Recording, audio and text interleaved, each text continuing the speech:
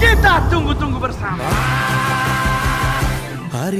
Halo guys, kali ini bukan cuma nonton, berkesempatan menghadiri gala premier filmnya si Mongol, yaitu Gereja Setan. Gimana keseruan preskonnya ya? Yuk kita simak. Nah, tapi sebelum kita mulai, memang kita kemarin tuh ada beberapa kali screening ke komunitas, ada pastor, romo, pendeta, kita untuk menjelaskan bahwa memang ya ini Gereja Setan ini judulnya ini kan biar masalah bisnis aja gitu loh, clickbait aja. Ibarat kata kan obat itu nggak bakal laku kalau penyakitnya nggak ada. Nah, maka dari itulah ini kita bikin Gereja Setan, tapi kan ada tagline-nya, lawan yang sesat agar tidak terjerat. Nah, ini masukan dari bapak pendeta dan pastor agar tambahin tagline itu supaya lebih aman lah. Oke, berarti ada masukan dari beberapa. Ya, karena kalau nggak gitu nanti di demo kita. Iya, benar. Memang pasti dari Bro Mongol ya. Bro Mongol kan dari kisah hidupnya Bro Mongol yang sudah bertobat dari Gereja Setan, jadi memang kita adaptasi lagi. Memang kenyataan ya, Kakak Mongol ya, memang kenyataan. Cuman kita adaptasi lagi, jadi ada beberapa, kita ambil dari beberapa kesaksian orang-orang lain lagi yang mengalami hal yang sama di Gereja Setan. Dari situ kita adaptasi lagi, kita kembangkan lagi konflik-konfliknya, dan kita kasih bumbu-bumbu macam-macam. Tadi ada bumbu komedi, ada bumbu action, ada bumbu rohaninya juga gitu. Oke. Based on true event, boleh ceritain sedikit mengenai true event ini? True eventnya yang pasti Kakak Mongol di sini kan sebagai panglima Gereja Setannya kan, sebagai pemimpin Gereja Setannya itu aslinya Kak Mongol juga gitu. Terus yang kedua juga Kak Mongol ceritakan waktu mamanya mengandung Kakak Mongol pernah bergabung juga dengan kelompok Gereja Setan Kakak Mongol ya. Dan itu tadi diambil dari sisinya Rika gitu. Yang makanya dia ketika dia hamil dia masuk ke dalam sebuah komunitas ini gitu. Dan ada beberapa lagi juga yang mungkin di teman-teman di YouTube juga sering lihat lah, yang ada yang bilang kayak ada kesaksian di situ ada bayi di blender terus diminum rame-rame gitu kan. Nah, makanya tadi ada sebagian itu juga ada adegan-adegan seks party lah. Kalau itu memang asli juga kejadiannya. Kalau kamu nggak bilang namanya santap kasih bersama makanya. Nama istilahnya. Waduh. Santap kasih bersama. Menarik. Banyak di internet cari ini berita-berita, kan banyak sekali ya soal Gereja Setan. Lihat kesaksian orang tentang yang pernah tergabung di Gereja Setan gitu.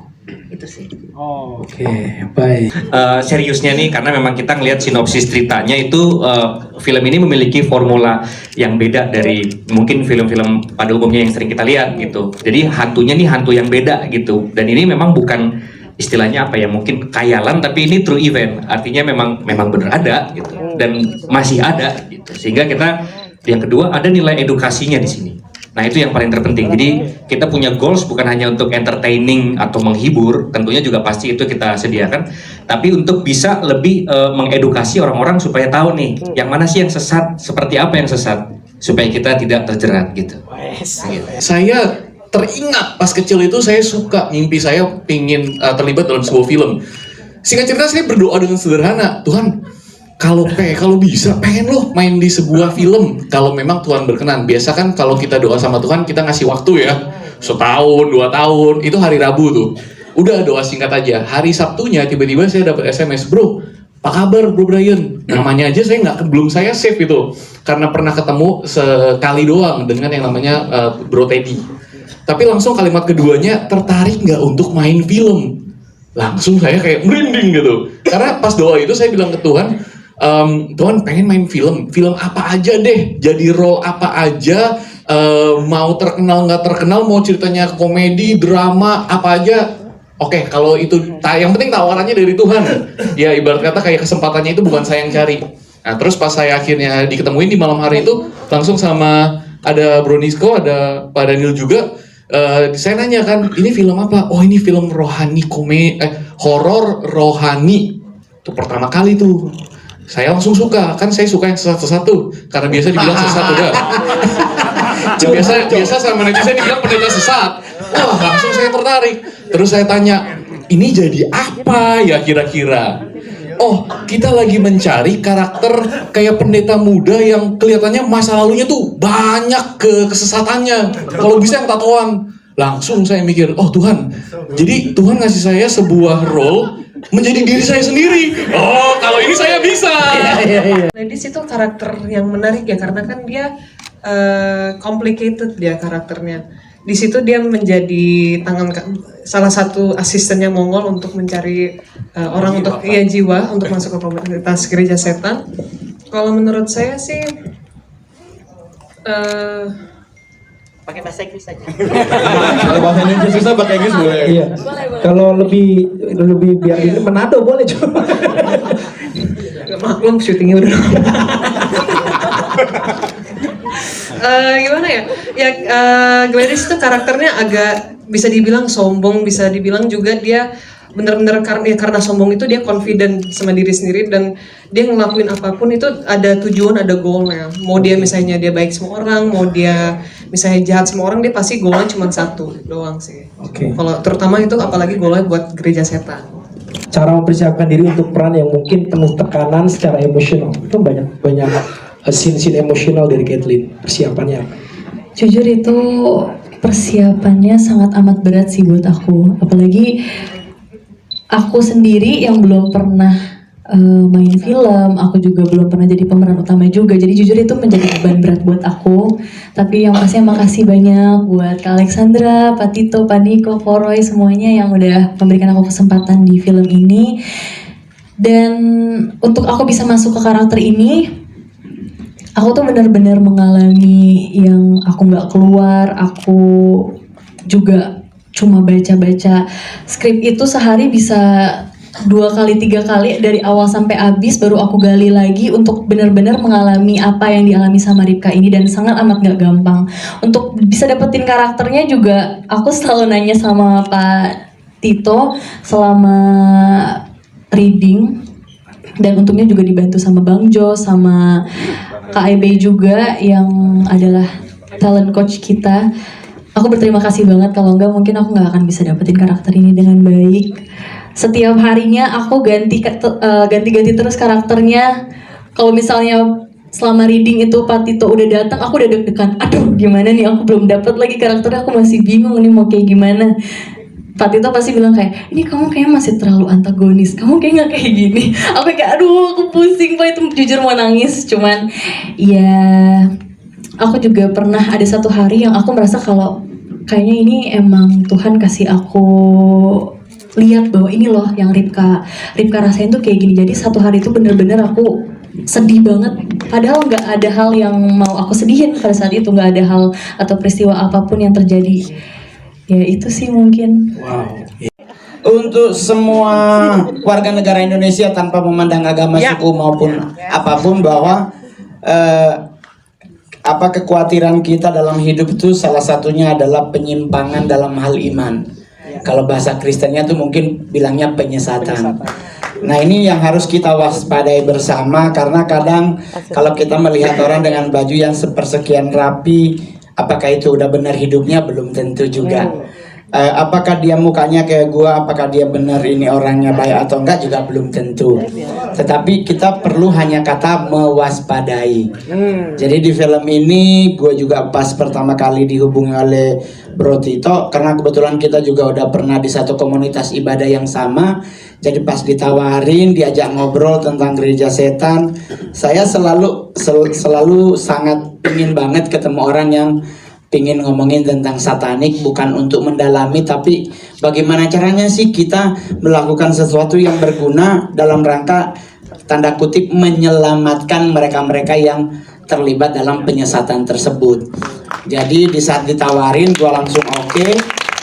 Kalau boleh dijujur-jujurin, ada banyak tadi malam bahkan ada yang ngomong, wah iyalah lu main film ini kan, ini film lu, terus lu produsernya, padahal produsernya di belakang. Eksekutif produsernya di belakang Mongol. Jadi orang selama ini berpikir bahwa ini film gua yang biayai, padahal gua dibayar. Tapi dari 41 film ini yang paling murah. Bongkar kan? Iya, tapi orang bilang begini, kenapa lu ambil Ngol? Yang gua cari bukan soal duit, Bang. Kalau gua mau nyari duit, gua lebih milih stand up daripada main film. Karena main film lu sampai malam. Stand up 15 menit, thank you, gua mau Ngol masuk 150. Masih tetap Masih stand up lah. comedy termahal di Indonesia. Jadi yang gua cari di sini adalah apa yang ditulis oleh skenario, apa yang dijadikan sebuah karya oleh sutradara dan tim, terus dibiayai oleh produser dan eksekutif produser, bisa nyampe kepada masyarakat tanpa menimbulkan polemik yang berlebihan. Itu yang kita cari. Itu yang gua cari.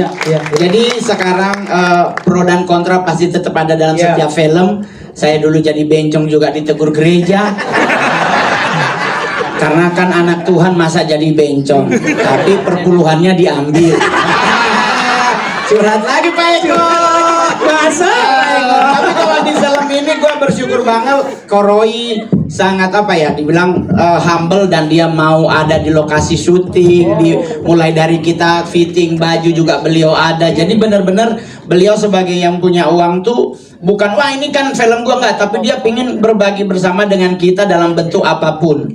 Jadi ini mudah-mudahan kedepannya film ini nggak cuma part 1 tapi bisa sampai part 3. Wow, ada sequel-sequel baru. Iya dong. Bahkan gue udah ngomong sama temen gue satu, gue bilang kalau seandainya lu punya temen punya duit lebih, ketemu sama Koroi, bikin berdua duitnya kumpulin, bikin part 3 tentang Sister of the Light.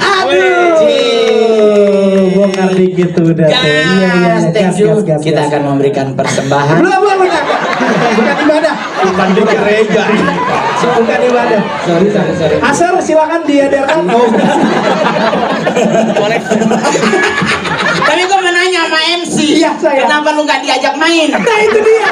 Masalahnya di situ. Baru kenal. Nggak ketemu karakternya. Bukan baru kenal. Oh, baru kenal. Ya, Tadi ya. yang itu tadi apa? Sister. Sister of the Light. Iya, itu. Ya itu kan perempuan semua. Itu kan Kita tidak bisa. Oh, bisa ya. Ya Allah. Jalannya kayak cowok-cowok Scoopy. Masih dalam tahap Lanjut. Baik, 2 pertanyaan. Enggak, lu mau nanya buat Jonas lewat gua aja. Oh boleh. Oke. Karena 11-12 Iya. Karena kan dia di film ini dia cakepnya, gua jeleknya. Ya kan? Nah itu dia yang kita mau Jadi, tanya. iya. Menjadi Lucifer tantangan terbesar. Untuk Padahal menjadi nggak gampang loh. Lucifer Iya. sejujurnya kalau Tantangan untuk terbesar. Jonas dia nggak ada tantangannya. Oke. Karena dari pengalaman gua sebagai mantan, gua pernah melihat sosok Lucifer bukan hanya sekali 2 kali, tapi setiap kali ritual dalam seminggu 3 kali gue bisa melihat sosok beliau dalam 2 kali ritual itu. Dari sisi penggambaran muka sosok dapat Jonas, dapat. Kalau untuk yang lain charmingnya dapat, pendiamnya dapat, tapi sekali dia melihat orang akan kayak telanjangnya. Iya, basah rahim mama.